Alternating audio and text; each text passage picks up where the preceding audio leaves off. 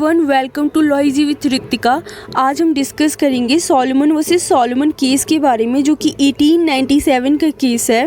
And this case remains a cornerstone of both English company law and global commercial law.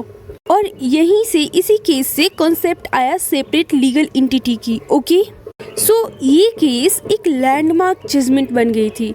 Mister Solomon, जो कि एक boot manufacturer and leather merchant थे, he was running a sole proprietorship. इसका मतलब होता है ऐसा business कोई एक इंडिविजुअल पर्सन रन करता है। नाउ मिस्टर सॉलोमन को एक आइडिया आता है कि मैं एक कंपनी खोल लूँ। सोचने के बाद उन्होंने कंपनी फॉर्म कर ली और करते ही उन्होंने अपनी वाइफ और अपने 4 सन्स एंड डॉटर को शेयर होल्डर्स बना दिया। दैट मीन्स होल फैमिली ने कंपनी की शेयर्स परचेज कर लिया। देन मिस्टर सॉलोमन ने अपना सोल प्रोप्राइटरशिप इस कंपनी को सेल कर दिया। मतलब इनका जो पहले लेदर मर्चेंट का जो बिजनेस बना था, वो कंपनी को सेल कर दिया। देन आफ्टर कंपनी ने इनको कैश दिया एंड रिमेनिंग अमाउंट के डिवेंचर्स इशू कर दिया। दैट मीन्स मिस्टर सॉलोमन को थोड़े पैसे कैश में मिले एंड सेकेंडली डिवेंचर्स इशू करके मिले। Now mister Solomon debenture holder बन गए, but at the same time managing director भी हुए ये कंपनी के। सो ये मिस्टर सॉलोमन मैनेजिंग डायरेक्टर भी है, शेयर होल्डर भी है एंड डिवेंचर होल्डर भी है।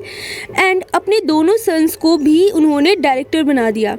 बट कंपनी अपने आप को सही तरीके से नहीं रन कर पाए। अनफॉर्चुनेटली कंपनी डिफ़िकल्टीज़ में पड़ गई बहुत ही जल्दी, जिसकी वजह से जो डिवेंचर होल्डर्स थे उन्होंने एक रिसीवर अपॉइंट कर लिया एंड कंपनी को लिक्विडेशन प्रोसेस के लिए भेज दिया।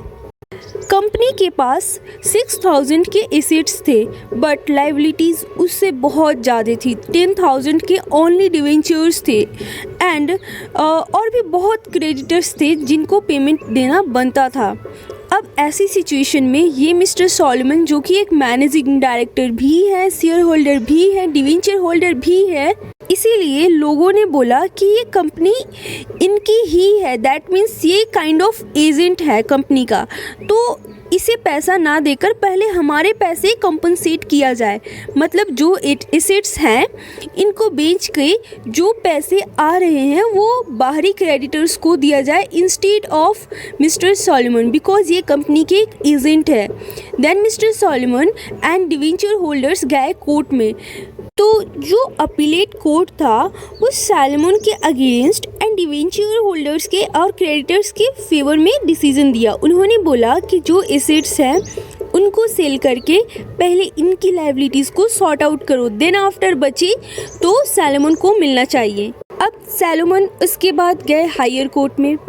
वहाँ हायर कोर्ट ने अच्छे से कंपनी लॉ को डिस्कस करते हुए बोला कि जब एक कंपनी इनकॉर्पोरेट होती है तब वो आर्टिफिशियल पर्सन बन जाती है। मतलब in the I of law उसकी खुद की कोई आइडेंटिटी होती है, मेंबर्स से अलग मानी जाती है। मेंबर्स और कंपनी दोनों डिफरेंट लीगल पर्सन बन जाते हैं, ठीक है।